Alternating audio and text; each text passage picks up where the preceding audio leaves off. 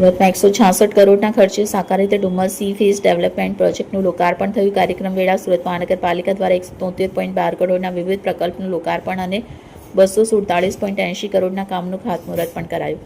બીજી તરફ શહેરની અલગ જ સુરત જોવા મળી. ઉધના મામલતદાર ઓફિસની બહાર જ રોડ પર પડેલ ખાડાનો કોઈ ઉકેલ આવતો નથી. સુરતમાં ઉધના મામલતદાર કચેરીની બહાર મહાનગરપાલિકા દ્વારા ડ્રેનેજનું કામ કરવામાં આવ્યું. આ કામગીરી પૂર્ણ થયા બાદ 3 દિવસ પહેલા રિપેર કરેલ રોડ બેસી ગયો. મોટા વાહન પસાર થતા રોડ બેસી જવાની ચર્ચા થઈ રહી છે. આ રોડ પર પાથરવામાં આવેલ ડામર પણ હાથથી ઉખડવા લાગ્યો. 3 દિવસ પહેલા જ કામ પૂર્ણ થતાં ખાડાનું પુરાણ કરી રોડ બનાવી દેવામાં આવ્યો હતો. 3 દિવસ બાદ આ રોડની ગુણવત્તાનું પ્રમાણ જોવા મળ્યું. આ રોડ પર મોટા વાહન પસાર થતાં બેસી ગયો. આ રોડ પર મહાનગરપાલિકા દ્વારા કયા પ્રકારની કામગીરી કરવામાં આવી તે સવાલ ઊભો થયો છે. આ રોડ પરથી ડામરના થર ઉખડવા લાગ્યા છે. હાથથી પણ રોડ પરનો ડામર ઉખડી રહ્યો છે. તંત્ર દ્વારા કરવામાં આવેલ કામગીરી સામે ગંભીર સવાલ ઊભા થયા છે. રિપોર્ટર ચેતન તરી, બુલેટ 26 ગુજરાત ન્યૂઝ, સુરત.